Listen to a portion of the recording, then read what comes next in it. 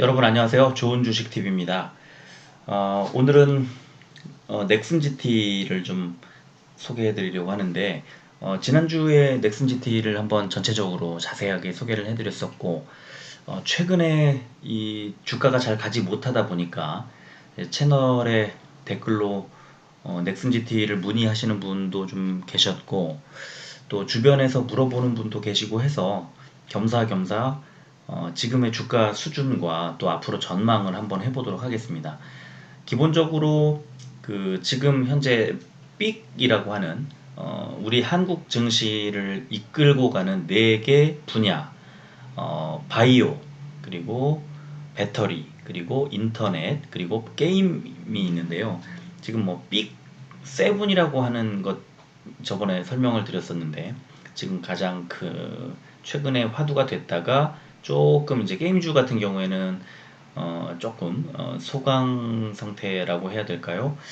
음, 아무래도 이제 그 NC소프트가 그 빅세븐이라고 하는 것에 게임주의 대표 주자로 포함이 돼 있었는데 조금 최근에 좀 주가가 약간 주춤하는 것은 증시 전반의 문제지 이 개별 종목의 문제가 아니다. 그리고 결국은 이렇게 환자 수가 확진 환자 수가 계속 줄지 않고 있을 때 뭐 CGN이나 이런 것처럼 좀 직접적인 진단 키트 같은 종목들이 또 백신이나 치료제 개발하는 종목들이 더 직관적으로 빨리 갈 수는 있겠습니다만 하지만 그 산업 전반에 영향 미치는 영향을 봤을 때는 그 언택트 종목들과 또 이런 게임주들이 굉장히 전망이 여전히 밝다 이렇게 말씀을 드릴 수가 있겠고 그 중에서도 특히 넥슨 GT라는 종목은 이 게임계에 사실은 뭐 다크호스라고 저는 지난번에 표현을 했습니다만 뭐 다크호스라기보다는 사실은 굉장히 그 시장을 주도할 수도 있는 그런 종목이라고 생각을 하고 있습니다. 음, 한번 어제 오늘 나왔던 이제 기사들 몇 가지를 소개 좀 해드리겠습니다. 넥슨 선택과 집중 전략 통했다. V4 카트라이더 러시 플러스 그리고 바람의 나라 연까지 연타석 홈런 이런 제목이 달렸고요. 국내 모바일 게임 시장에 S급 태풍이 북상했다. 주인공은 넥슨의 대표 IP 바람의 나라 연. 지난 3년간 꿈쩍도 않던 모바일 게임 시장 지형의 판을 바꿀 기세다. 넥슨이 그동안 강조해온 선택과 집중 전략이 올 초 이정원 대표가 내세운 초격차를 견인하며 모바일 시장에서도 진가를 발휘하고 있다. 넥슨은 작년 말 출시한 V4를 시작으로 지난 5월 출시한 인기 IP 카트라이더의 재미를 모바일에서 즐길 수 있도록 제작한 레이싱 게임 카트라이더 러시 플러스와 6월 출시한 FIFA 모바일까지 다양한 장르에서 유의미한 성과를 거두며 모바일 게임 부문의 경쟁력을 확대해왔다. 특히 최근 출시한 바람의 나라 연까지 연달아 흥행 호조를 보이며 카트라이더 러시 플러스와 함께 넥슨 자체 IP를 활용한 모바일 게임들의 활약이 돋보인다. 자, 이런 기사가 나왔고요. V4가 이제 오리지널 IP의 성공 사례를 보여준 V4 이렇게 돼 있는데 이 V4뿐만 아니라 그 카트라이더 러시 플러스가 예전에 한 10여 년 전에 그 PC 게임으로 개발됐던 것들이 지금 모바일로 다시 나와서 접근성도 줄이고 또 이용자의 그 어떤 연령층이랄까요? 예전에는 PC방을 가거나 어떤 개인 게임 PC가 있는 사람들이 이용을 할 수 있었다면 지금 뭐 누구나 다 할 수 있죠. 굉장히 그 유의미한 성과를 거두고 있다는 것에 전 대표적으로 이 카트라이더 러시 플러스를 들고 싶습니다.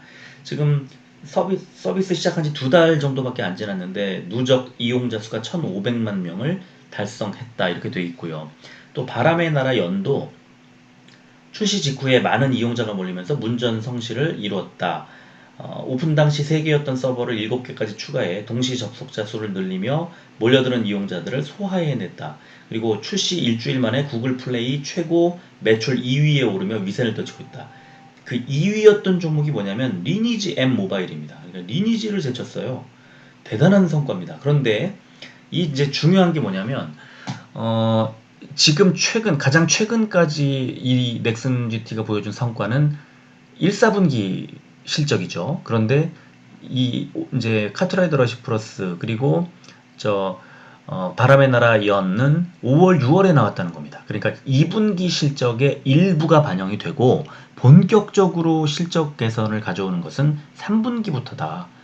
이 눈에 보이는 성과가 막 나오고 있는데 이게 얘네들의 실적 지표로 보여주게 되는 그 시기가 2분기의 일부, 3분기에 좀 더 많이, 4분기에 좀 더 많이 이렇게 간다는 겁니다. 이 너무나 명확한 모멘텀이 뭐 줄줄이 나오고 있지 않습니까? 그죠? 자, 그리고 이제 그 던전 앤 파이터 모바일이 사실은 넥슨 GT가 올해 지금 뭐 카트라이더 러시 플러스뿐만 아니라 뭐 바람의 나라 연 다 성공하고 있는데도 불구하고 던전 앤 파이터 모바일을 최고 기대작으로 꼽았다고 제가 지난주에 방송에서 소개를 해드렸었는데 얘가 8월 12일에 나옵니다. 그러니까 3분기에도 다시 그 바람의 나라 연과 카트라이더 러시 플러스만 가지고 가는 게 그것만 가지고도 성과가 나올 텐데 여기에 최고 기대작 던전 앤 파이터 모바일이 나온다는 겁니다. 기존에 넥슨이 갖고 있던 그 지적재산권, 그 지식재산권을 활용한 어, 이 모바일에다가 적용한 그 게임들이 하나 둘 나오고 있는데 이게 줄줄이 홈런을 치고 있다는 게 오늘 이 기사의 제목이었는데 여기에다가 또 카트라이더 드리프트라는 그 게임을 개발하고 있는데 얘는 뭐냐면 PC와 콘솔 간 크로스플레이를 지원하는 글로벌 멀티 플랫폼 프로젝트다. 어, 지난해 11월과 또 12월 그리고 올해 6월 이 그 공개가 됐었는데 굉장히 이제 기대를 많이 걸고 있다는 그런 얘기입니다. 이 모바일뿐만 아니라 PC 게임, 콘솔 게임을 다 장악해 버리겠다는 레이시 게임계의 어떤 이정표를 세우겠다는 그 넥슨 GT의 야심작이죠. 근데 얘가 이제 나온다는 거죠. 곧 올해 말에 나온다는데 굉장한 기대를 걸게 됩니다. 그 바람의 나라 연은 6월 17일부터 사전 등록에 190만 명 이상을 끌어모았다는데 7월 15일 출시 당일에 구글 플레이와 애플 앱스토어 인기 차트에 등장과 동시에 1위를 차지했고 원스토어에서도 1위를 차지했고 굉장히 어, 구글 플레이에서 7월 16일에 13위로 이제 매출 순위에 진입한 뒤에 2위를 달성을 했습니다. 리니지 M을 몰아냈습니다. 3위로. 굉장한 성과를 거두고 있습니다. 자, 리니지 2M을 NC소프트의 리니지 2M을 제쳤다는 기사가 이제 나왔죠. 일주일 만에 매출 순위 2위에 올랐고 물론 1위는 리니지 M이 뭐 2년 5개월 동안 정상을 차지하고 있었고 리니지 2M이 지난해 11월부터 이제 2위까지 올라갔었는데 바람의 나라 연이 2위로 올라섰다. 그래서 리니지 형제의 양강 구도가 깨지게 됐다. 이런 기사가 나왔습니다. 굉장히 그 전망이 밝다 이렇게 이제 말씀을 드리려는 그 기사들이 계속 나오고 있습니다. 자, 그런데 주가가 이제 최근에 좀 가지 못하다 보니 13,000원대에서 조금 빠진 상황이기 때문에 좀 물리신 분들이 계신 모양입니다. 최근에 저한테 이 넥슨 GT에 대한 질문을 해주시는 분들이 많고 제 채널에도 많고 주변에도 많습니다. 오늘 시간의 거래에서 넥슨 GT는 보합으로 12,400원 보합으로 그냥 마감을 했고요. 수급을 보면 굉장히 그 거래량이 줄었습니다. 어제의 한 4분의 1 수준까지 줄었고 지금 개인이 1000주 팔고 외국인이 8000주 사고 하는 굉장히 이제 좀 관심권에서 좀 멀어져 있는 상황이다. 그리고 누적 그 매수량이 개인이 굉장히 많다. 이게 좀 부담이죠. 기관이 뭐 사도 1000주, 팔아도 3000주니까 상당히 기관 투자자로부터는 좀 이 어떤 그 관심을 끌지 못하고 있는 종목이다. 이렇게 보입니다만 제 눈에는 지금 이렇게 시장의 관심에서 멀어져 있으면서 13,100원까지 올라갔던 것이 12,400원까지 내려가서 더 떨어지지도 않고 이렇게 머물고 있을 때 이때가 어쩌면 매수 기회를 주는 것 아니냐 하는 생각이 들고 그렇게 보입니다. 자, 일봉 차트 한번 볼까요? 지금 60일선이 그대로 살아서 움직이고 있는, 살아 올라가고 있는 이 종목에 20일선 아래로 내려왔을 때, 제가 늘 강조하는 60일선이 살아 움직일 때 21선 아래 구간에서는 매수를 해도 좋다, 이렇게 말씀을 드렸는데 6월 초에 잠깐 밑꼬리 달고 올라와서 21선에 걸터 앉은, 그러니까 사실상 21선을 깨고 내려온 거는 최근 3거래일이 유일합니다. 그죠? 그러니까 최근 3거래일 동안에 5일선, 11선, 21선이 급등을 하면서 격차가 벌어져 있던 게 좁혀졌죠. 그럼 좁혀진 다음에는 6월 중순에 5일선, 11선, 21선이 좁혀진 다음에 급등이 나오지 않았습니까? 그러면 지금도 이번 그 주가도 지금의 현재 구간도 다시 뭐 급등 패턴을 이어갈 가능성이 높다. 왜? 확실한 모멘텀이 줄줄이 나와주고 있으니까. 저는 그 넥슨GT처럼 이렇게 게임 종목들이 이제 그 재무제표상 적자를 벗어나지 못하고 있을 때, 그때 적자의 내용을 잘 보면 투자에 이제 그 비용을 많이 사용하는 경우가 많이 있는데, 그렇게 했을 때 이렇게 최근 이 넥슨GT처럼 줄줄이 이 멋있는 게임들을 내고 이제 엄청난 성과를 예고하고 있지 않습니까? 그러면 자, 작년에 어 2분기 실적 발표를 언제 했냐면 8월 14일 날 했습니다. 그러면 올해도 이제 8월 한 중순쯤 하지 않겠습니까? 그러면 지금 7월 24일인데 8월 중순에 여러 가지 기대작들을 출시하고 그런 것들이 성과에 담기는 그런 이제 성과가 아마 나올 텐데, 얼마나 기대가 많이 되고 그에 따라서 지금 못 가고 있는 주가가 한 방에 튀어오르겠습니까? 굉장히 기대가 되는데요.